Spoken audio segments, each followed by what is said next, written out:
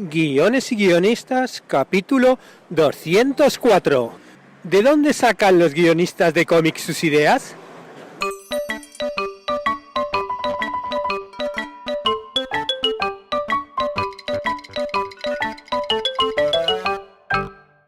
Buenos días a todos, bienvenidos a Guiones y Guionistas, el podcast con el que todos podemos aprender a hacer guiones y en el que el guionista es el rey.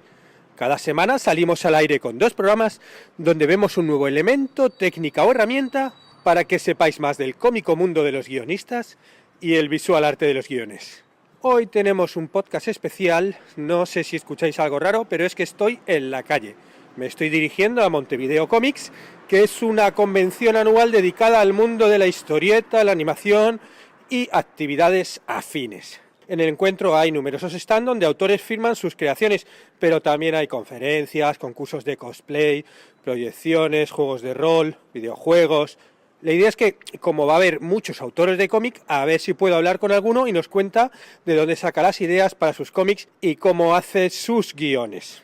Y bueno, aunque estemos en la calle, os tengo que recordar que mañana 15 de mayo la suscripción mensual sube a $12. Ya sabéis que estoy con cambios en la web, que bueno, cuando empecé había solo 2 cursos en la plataforma y ya hay 30, y esta semana empezamos otro nuevo, por lo que bueno, hay que ajustar precios. Además, la suscripción va a introducir de forma permanente los planes y generadores, tanto los que hay como los que salgan, para los suscriptores gratis. Bueno, si hay alguien por ahí que se lo esté pensando, que aproveche que mañana es el último día a $10. Y los que se suscriban a ese precio, bueno, pues van a mantener ese precio para siempre. Y ya sabéis que en la plataforma de cursos de guión tenéis todo lo necesario para convertiros en guionistas y para, bueno, sobre todo para aprender a escribir guiones. Guiones de cortos, de largos, de series, de webseries y de cómic. Hoy, de hecho, subimos un vídeo nuevo del curso sobre el viaje del héroe. Y en la clase de hoy llegamos a la 11ª etapa, la resurrección. Nuestro héroe va a tener el más peligroso enfrentamiento con la muerte en el clímax de la historia. Chan Chan sobrevivirá. Y continuamos con los recursos para los suscriptores de los cursos. Hoy subo a la biblioteca de recursos una guía para los guionistas de videojuegos. The Writers Guilds of Great Britain ha publicado la guía que se llama Writing for Video Games, a Guide for Games Writers and Those Who Work with Them. Perdonad mi inglés, pero bueno, ya sabéis que hay lo que hay. Bueno, el caso es que es una guía para escritores de videojuegos y todos los que trabajan con ellos. Bueno, ya estoy llegando aquí a Montevideo Comics, voy para adentro a ver si encuentro algún guionista. Bueno, estoy aquí ya en el Sodre, ya estoy aquí en la convención, estoy viendo muchos puestos pequeñitos de cómic. Ahora tengo que ir a la caza de guionistas, porque yo vengo aquí a entrevistar guionistas, con lo cual, bueno, pues me toca ir preguntando por los puestos a ver si los que hay pues son editores, son dibujantes, a lo mejor hay alguno que sea guionista o al revés, gente que pueda hacer de todo, que eso seguro que hay muchos que se escriben, se dibujan y se publican sus propios cómics. Me voy a acercar a este puestecito a preguntar. He encontrado a un guionista, bueno, lo que os decía, un argentino que se llama Bruno Chiroleu y nada, es guionista, dibujante y editor, con lo cual, adelante con la entrevista. Bueno, mi nombre es Bruno Chiroleu, soy editor de Editorial Terminus Libros de Argentina. Y bueno, también soy autor de El Borde, que es una novela gráfica que salió el año pasado. Es mi primer novela gráfica, hasta el momento venía manejándome en formato de historia corta tipo fanzine o más aún en historias para antologías, que es lo que solíamos sacar en revista Terminus, que es la primera antología con la cual iniciamos la editorial. Bruno, ¿y me podrías comentar cómo se te ocurrió la idea del Borde, de tu novela gráfica? Bueno, básicamente lo empecé a trabajar tipo bola de nieve a partir de una escena en puntual, que es la escena con la que abre el libro. Yo tenía presente, es una historia medio coral en la cual hay varios personajes y yo tenía muy definido uno de ellos. Lo usé un poco como guía para tratar las historias de los demás. Generalmente casi todas mis historias vienen trabajadas de esa manera. Parten de un germen puntual, el cual voy desarrollando y haciendo crecer. En este caso tenía una historia muy puntual o un personaje muy definido, que es Carlos Juana se llama, que es un personaje que tiene una suerte de sueños proféticos. Y bueno, en base a eso quería que los sueños de esta persona, que eran sueños bastante retorcidos en general, fueran un poco lo que motivar a él, pero a su vez, a partir de su motivación, lo que fuera planteando el campo de juego, el terreno para los demás personajes un poco. Entonces, básicamente empecé trabajando un poco a él, en base a él y a otros personajes que fueron apareciendo a medida que iba considerando esa historia. Ya me senté y planteé un formato de escaleta, o sea, un pelado, la serie de acciones, y a partir de ya tener eso, pude ponerme a ver mucho más detalles. Algunas escenas las escribí puntualmente desde el diálogo, o sea, desde la interacción entre dos personajes, y otras veces ya estaba sentada cuál iba a ser la acción, y a partir de ahí iba poniéndole detalle, agregándole detalle y dándole vueltas. En mi caso puntual, como soy a su vez dibujante, también tenía un poco en cuenta qué es lo que me divierte dibujar a mí. Son mimos personales que uno en general se da porque sabe que el resultado es mejor si uno puede permitirse disfrutar, aparte lo hace con muchas más ganas. Entonces trataba de hacer un balance entre esas dos cosas. La guía general, la ubicación, es una historia que transcurre en un hotel en el medio del desierto, que está básicamente basado en un hotel real donde se hace una convención muy grande, bastante grande del interior de Argentina, en San Luis. Justamente se hace en un hotel en una ciudad muy, muy, muy chiquita, en una instancia muy árida donde contrasta fuertemente. Se genera como una especie de burbuja, que esto lo tengo que aprovechar para algo. Así que teniendo un personaje y una ubicación, fue muy fácil sentarse y jugar con eso hasta que se desarrolló todo el guión en sí, que en un 75% diría yo, fue totalmente respetado a la hora de dibujar. Después, como pasó un cierto tiempo, me permitía ajustar cosas, cambiar algunas cuestiones sobre el final y demás. Pero fue la guía bien definitiva por lo que fue el trabajo después. O sea que tú primero hiciste todo el guión y luego ya te pusiste a dibujarlo. Sí, primero tuve un guión de pe a pa, o sea, de un principio hasta el final estaba todo. Como pasó un cierto tiempo, yo me discipliné a decir, bueno, esto no puede ir cambiando todo el tiempo porque no puedo permitirme volver atrás, los demoraría, no lo terminaría nunca. Así que esencialmente lo que hice fue decir, bueno, voy a respetar esta estructura. Después, pasado el tiempo, me pareció que el final era débil y eso sí, como todavía no había empezado a dibujarlo, dije, lo voy a cambiar, me senté y lo trabajé de vuelta y con eso, ya ahí, teniendo toda esa estructura, ya sabía qué iba a pasar.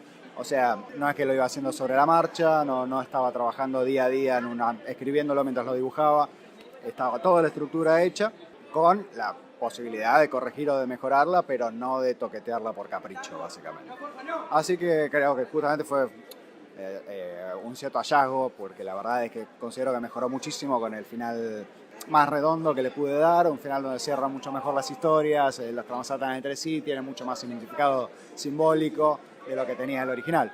Pero sí creo que es importante respetar ese tipo de guión, dejarlo más o menos cerrado, porque si no, cada uno conoce cómo trabaja. Yo en mi caso sé que lo hubiera estirado hasta el infinito y no sé si hoy lo tendría listo. Muy bien, Bruno, pues nada, muchas gracias. Recuérdanos cómo se llama el cómic y no sé la gente dónde puede encontrarlo. Bueno, el cómic se llama El Borde y puede encontrar las páginas de Terminus Libros en Instagram y en Facebook, tal cual, Terminus Libros.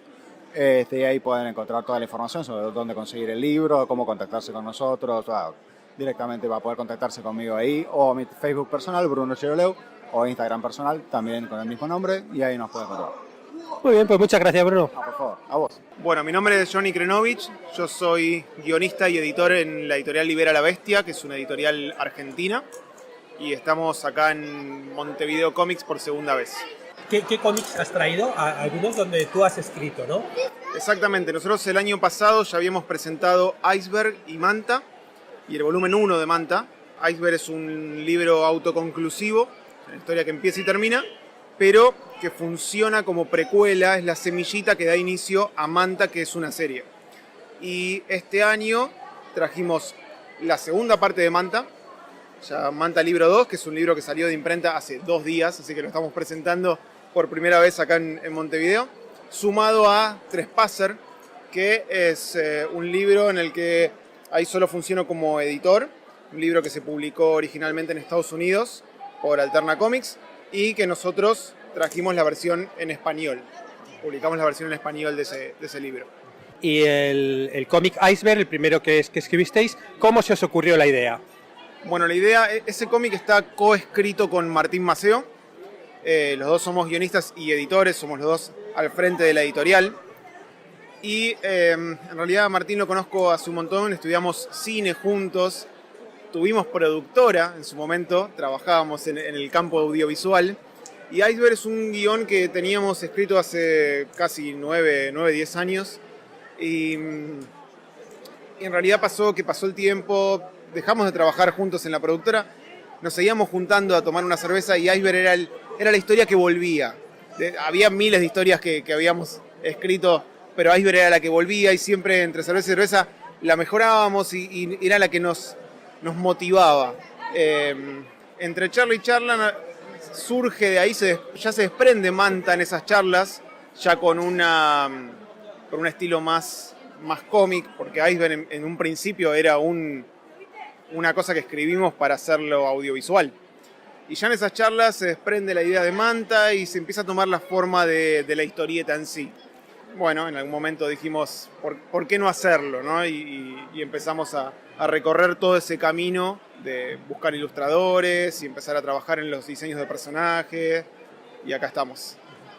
¿Y qué método usasteis a la hora de escribir el guión? No sé si escribisteis sinopsis, escaletas, el guión, no sé cómo... El guión fue algo bastante natural. Bueno, Iceberg fue un poco más prolijo que Manta en ese sentido, porque es algo que, como te digo, ya la estructura básica ya estaba escrita. Entonces sí, en su momento teníamos una escaleta que después fuimos abriendo en guión. Manta fue, durante una primera larga etapa, fue una lluvia de ideas. Había mails, había WhatsApp, audios, había un montón de cosas. Manta es una serie bastante extensa y ya está escrita hasta el final. Si bien tenemos publicados los libros 1 y 2, ya hay 12 libros escritos. En escaleta, ¿no? Nosotros lo que hacemos es, tenemos escaletas de cada uno de los libros, sabemos el ritmo, lo que pasa, el ritmo que queremos y cómo terminan cada uno de esos libros, y después lo que hacemos es tomar libro a libro y empezar a desarrollarlo, abrirlo en diálogos y manejar bien los tiempos página a página, ¿no? Esa es un poco la estructura. Pero bueno, fue una primera etapa más desordenada de lluvia de ideas por todos lados, y después eso bajado a escaleta, y después sí, libro a libro, pasado a guión. ¿Y el guión escribís antes de pasárselo al dibujante, que pasa en cada página, en cada viñeta, todos los diálogos? En Iceberg, por ejemplo, no. En Iceberg teníamos, si bien teníamos el guión recontra cerrado, no lo dividimos tanto en páginas y viñetas. La verdad que fue un trabajo que hicimos prácticamente en conjunto con el ilustrador. Manejamos los ritmos entre los tres, digamos. Fue un laburo que en ese caso el ilustrador nos propuso un montón de cosas que quizás, si nos hubiéramos cerrado a escribirlo en el orden de páginas y viñetas, no hubieran aparecido. De hecho, Iceberg iba a ser más corto. Y en esta charla entre los tres, en este trabajo que hicimos previo, pasó a tener 10 páginas más. Nos dimos cuenta que por los ritmos que queríamos manejar, necesitábamos un poquito más para contar eso. En el caso de Manta, sí están un poco más estructurados, pero siempre nos gusta trabajar con cierta libertad, por supuesto si es que el ilustrador lo quiere. Hay ilustradores que por ahí prefieren tener todo muchísimo más marcado, pero nos gusta mucho escuchar la propuesta del ilustrador. Nos parece que la propuesta del planteo de página de parte del ilustrador generalmente gana mucho más a lo que uno puede proponer, ¿no? Digamos, siempre aparece algo distinto u otra mirada y después estará el tomarla o no, o empezar a trabajarla, pero siempre hay un plus que tiene que ver también con su forma de trabajo, con su técnica, con el lugar en donde él se siente cómodo. Entonces trabajamos muy abiertos a esa propuesta. Me imagino que vuestra idea es publicar los 12 poco a poco, ¿no? Sí, exactamente. Nosotros sacamos Manta 2 ahora, para octubre sale Manta 3 y principios del año que viene Manta 4. La idea es mantener un ritmo de 2 libros anuales. En realidad Manta tiene un primer arco de 8 libros. Ahí cerramos la primera parte, el primer arco. y después sí hay una continuación que es el cierre final de la historia. En principio estamos enfocados en ese primer arco, ¿no? Esos primeros 8 libros, y después ver cómo se van dando las cosas. Producir es bastante complicado. Nosotros trabajamos con un cierto nivel de calidad en nuestros libros, que a veces es difícil mantenerlo. Entonces estamos manejando los tiempos y viendo cómo se hace siendo una editorial independiente para lograr publicar con la mejor calidad posible, y sobre todo esta cuestión de mantener activo una serie y que no pase demasiado tiempo entre un tomo y tomo y que el lector no esté colgado un año y pico hasta que aparece el nuevo número. Esos son los desafíos que nos tocan como desde el lado de editor, digamos. Y muy bien, ¿dónde se puede encontrar la editora? ¿Qué web o qué redes sociales? ¿Dónde se pueden ver? Bueno, en liberalabestia.com, esa es nuestra página. A partir de ahí pueden disparar a todas las redes, Facebook, Instagram, Twitter. Nuestros libros llegan a Uruguay, están en algunas comiquerías, en Buenos Aires, en Argentina, están en distribución en todo el país, pero siempre nos pueden contactar a nosotros. Bueno, pues nada, mucha suerte. Yo ya me he leído Iceberg y nada, me ha encantado, con lo cual, nada, mucho éxito. Muchísimas gracias. Hola, me llamo Pablo Praino, soy el coeditor, autor y artista y guionista dentro de Powa Comics. Ya tenemos 7 años como editorial funcionando, que arrancamos en formato fanzine, imprimiendo, doblando y engrampando nuestras propias revistas. Y hoy por hoy ya tenemos 10 libros con ISBN, así pasados por imprenta, gorditos, publicados. ¿Qué tal? Arrancamos haciendo primero las pequeñas antologías, juntando pequeñas historias cortas de distintos artistas para poder hacer fuerza para algo más grande, pero ya tenemos publicadas libros, novela gráfica de autor, obras completas de principio a fin, y unas bastante más grandes.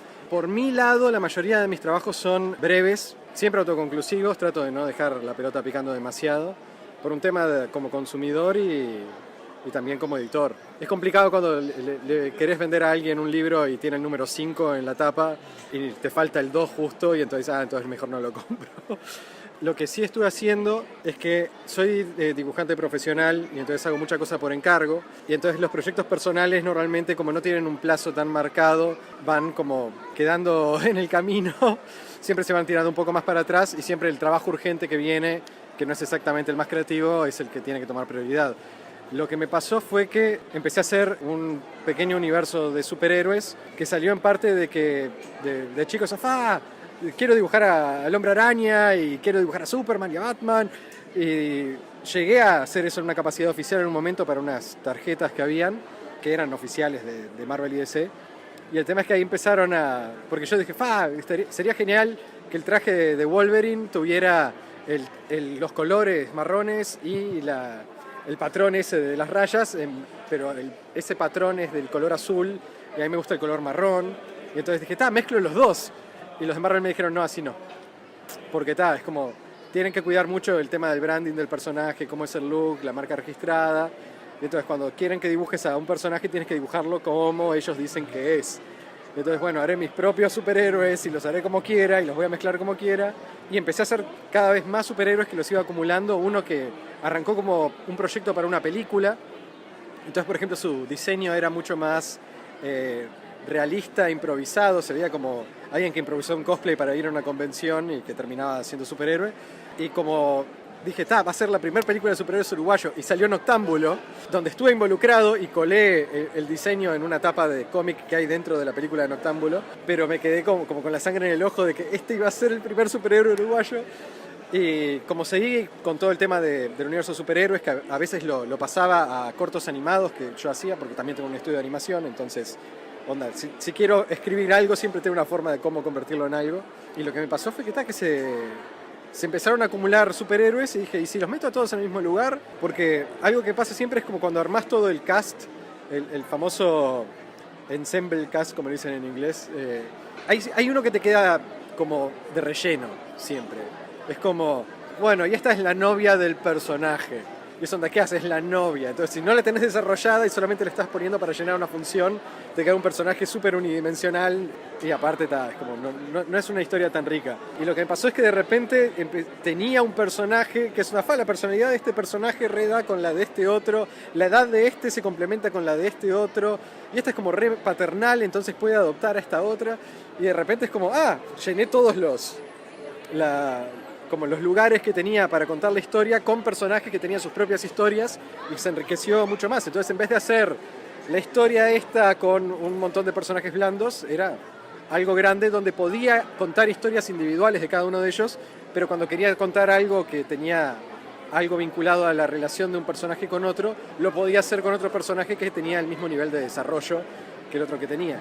Ahora, lo que me pasó también es que hice como pila de esto, que lo tenía escrito, o al menos bajaba las líneas, algo que tengo muy seguido es en el celular, tengo como un página a página con una oración por página de qué era lo que pasaba. O sea, esa es tu forma de almacenar las ideas que se te ocurren, ¿no? Tienes ahí un típico to-do list en el celular donde vas poniendo todas las ideas. Sí, tengo desde ideas y adjetivos de personajes, ideas de diseño, y después cuando paso a lo siguiente, que es una idea, arranco con un storyline, es onda personaje que viaja en el tiempo, yo qué sé, algo muy muy corto, y después empiezo, bueno, primero arranca que está en la casa, después que viaja en el tiempo, después que está en el pasado, después que cambia el futuro, y es como, me voy poniendo línea por línea de cada uno de los bits de la historia, que después los convierto en una lista de páginas, y después paso a, bueno, ahí es cuando entra el tema de si lo estoy dibujando yo o si lo está dibujando alguien más. Si soy yo, me mando con eso de entrada, hago la parte dibujada, y después vuelvo con los diálogos y relleno la información que falte.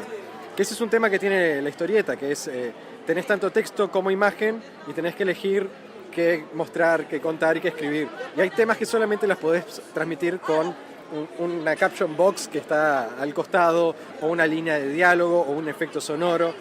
Entonces siempre trato de priorizar lo visual por el lado de que soy, más que nada, arranco por el lado de lo visual siempre. Cuando hago el diseño del personaje es una quiero que se vea de esta manera, y después encontrarlo. Lo que pasó fue que de vuelta, como junté tanto, empecé a tomar el formato de un artista y guionista americano que se llama Adam Warren, que él tiene su serie de novelas gráficas de superhéroes que se llama Empowered. Pero hace tipo, con suerte, una por año. Es un trabajo súper grueso lo que él hace. Y en el medio llama amigos con los que quiere participar, que son artistas, y les da guiones para que trabajen en ellos. Y siempre les da un guión que esté adecuado al tipo de historia que ellos cuentan. Entonces, si tienes a alguien que dibuja todo criaturas extraterrestres súper raras, le da una historia que pasa en el espacio. Cuando es alguien que dibuja chicas lindas, le hace una historia que sea solo con las chicas. Entonces, las va como repartiendo de esa manera. Después las recopilaba. Y lo que hice fue lo mismo. Es onda, tenía amigos artistas que no tenían algo en lo que trabajar, pero querían generar imágenes, generar historias. Y entonces les empecé a pasar las historias que yo no, porque había una grande en la que estaba trabajando y tenía varias cortas que quería hacer en algún momento. Porque aparte es como hice varias grandes que pasaban en ciertos momentos y tenía que rellenar espacios chicos en el medio. Entonces les pasé como las historias que me complementaban una idea de narrativa más grande. Entonces ahí ya empecé, tipo, les decía, bueno, ¿cómo querés que trabajemos esto? ¿Método Marvel o querés un guión completo? El método Marvel era lo que hacía Stan Lee, que se reunía con los dibujantes, les tiraba una idea, decía, quiero 20 páginas de la antorcha humana luchando contra el submarino para el lunes. Después los artistas trabajaban de guionistas visuales, haciendo toda la historia, metían algunos apuntes de quién era qué personaje o de qué era que hablaban, y después Stan Lee agarraba eso y él escribía todos los textos arriba de qué era lo que se decían. El Hombre Araña de la primera época es muy gracioso porque el artista quería hacer un tipo de historia que era opuesto a lo que quería contar Stan Lee, y entonces Peter Parker ponía una cara de estar muy enojado y Stan Lee le metía una vuelta para que en realidad estuviera pensando otra cosa. Y medio que nunca tuve ese nivel de extremo con otros artistas amigos, porque de vuelta son todos amigos y todos saben por qué lado vamos, pero les paso los diseños de personaje y les paso una bajada página a página. A otros les paso viñeta a viñeta. Y el resto, si ellos quieren agregar o sacar una viñeta, lo hacen. Y yo después agarro eso y voy con el texto de vuelta al estilo Stan Lee y voy complementando. Y lo que pasa también es que tengo artistas que me reversionan los diseños que yo les doy. Y por ejemplo, tengo una amiga que dijo, no, este personaje tiene que estar más cuadrado y tiene que mostrar menos piel. Dale, y entonces agarré eso y lo paso al diseño, y cuando se lo paso a otro artista, es otro artista y dice, sí, pero a mí me parece que la arma que tiene en el brazo tendría que ser como más circular. Es una, dale, y entonces vuelve y pasa a ser circular de ese momento. Y después junté todo eso en un libro que es Secretos del Universo, que son pila de historias cortas, hechas con distintos personajes, pero que todos pasan dentro del mismo lugar y que se apoyan sobre esta cosa que van construyendo entre todos. Que siempre puedes leer una por separado y tenemos tonos re distintos. Hay una comedia bien tipo de muñecos de acción, por decir algo, y otra que es un drama humano, pesimista. Hay de todo y todo pasa dentro del mismo lugar. Y siempre podemos jugar con eso. El tema que tengo es que ahora estoy trabajando en novela gráfica más cerrada, ya enfocándome, ya que saqué como orígenes secretos del medio, quiero contar las historias para que realmente crea estos personajes. Entonces es algo que voy a hacer solamente yo, con un artista invitado para una historia complementaria, pero estoy separando los personajes a que se vayan a jugar en grupos más chicos. Entonces tengo un libro que va a ser súper dramático por un lado, y por el otro lado una que se va a llamar Colisión Mutante, que es un dibujo animado el sábado por la mañana, mutantes, viajes temporales, superpoderes. El otro es más drama humano de onda, a quiénes afectan las cosas que uno hace cuando está en esto. Es algo que en el universo Marvel de las películas lo tienen como súper cuidado. Los Guardianes de la Galaxia están jugando por su lado con sus propias reglas, con su propia música, mientras tenés al Capitán América jugando con el thriller político por otro lado. Y después tenés el momento en el que se juntan todos y tenés mucho ida y vuelta, pero hay que saber cómo organizarlos. Infinity War es tremendo con quién puso a qué lugar, onda. Dejar a Thor con los Guardianes de la Galaxia por un lado, el Capitán América con Pantera Negra por el otro, es como... les dan como su propio sol alrededor de cuál orbitar y con lo que... Sí, claro, yo no he visto las estas de superhéroes, la verdad, pero sí que yo cuando veo 15 protagonistas digo, yo no sé cómo van a contar una historia con 15 protagonistas, ¿no? No, el truco también es cómo llevas la línea argumental. Dentro de lo que es Secretos del Universo, tengo un prólogo y un epílogo que los hice yo, que funcionan con todo lo que está dentro, pero son bien como los panes dentro de este sándwich. Dentro del sándwich hay cualquier cosa, pero sigue siendo un sándwich. Tiene un sabor así en conjunto que da con todo. Y con el tema es qué clase de línea argumental está llevando. Y ahí es donde entra muy en juego el editor. Mi coeditora Fiorella Santana es la que me dice, esta historia que está acá, sacala de acá, ponela por acá, porque acá está rompiendo con el mood. Terminaste con algo súper dramático acá, no podés seguirlo con esto. Onda, si vas a poner esta parte cómica, ponela con el otro cómico que está por acá. Pero también tenemos un tema cronológico de qué va pasando adelante. No puedo ir para adelante y para atrás dentro del mismo libro. Entonces tenemos que cuidar como esa línea narrativa que tiene dentro de este mismo libro, que no es el problema cuando haces una novela gráfica sola. Algo que hicieron dentro de la película de Infinity War, no tan presente en Endgame, es que el protagonista de Infinity War es el villano. Y seguís todo el viaje del villano y te explican toda la historia del villano, y todos los demás héroes que ya conoces son los obstáculos del villano que están reaccionando a lo que él está haciendo. Infinity War te cuenta esa historia. Endgame es más despelotada porque ahí ya, de vuelta, estás con los héroes y los héroes están haciendo mil cosas y son como 3 películas en una. Y si viste 10 años de películas es como la cereza en la torta.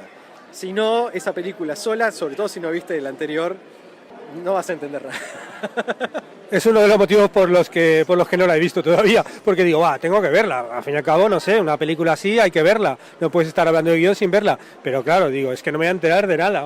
Si querés ver Endgame, mira Infinity War, porque es el primer acto y el segundo acto, y Endgame aparte son 3 películas en una, cada hora es su propia película con su propio tono y su propia mecánica distinta. Endgame no, Endgame es, ya te digo, seguís un personaje y todos los demás personajes reaccionan a esto. Los hermanos rusos son muy buenos presentándote al personaje con una escena, un momento, una línea.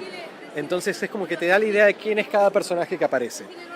Sí tenés que estar predispuesto a ver una película donde va a haber un mapache que habla y un árbol que camina. O sea, tenés que saber que eso es lo que te vas a presentar. La presentación de esos personajes individualmente están en sus propias películas. Que de vuelta no hay que ver todas. Y hay gente que solamente sigue unos personajes y los sigue por esto. Pero Endgame es como un fanático que te ves todo hay cosas que cierran tanto que van con lo de más atrás. Onda, una línea de diálogo que usan en Endgame fue una línea de diálogo de la primera película que hicieron allá y no te explican nada. Funciona sin que lo sepas, pero si lo viste te sacude todo. Bueno, pues nada, me pongo deberes ver la de Infinity War y nada, ya otro día quedo contigo, Pablo, y hablamos sobre ello. Nos vemos. Venga, gracias. Y como conclusión de esta charla, bueno, pues que básicamente cada guionista obviamente tiene su método de creación, pero que en el mundo del cómic no existe mucho la figura del guionista que también edita, ¿no? Como que si quieres escribir tus historias tienes que montarte una editorial, ¿no?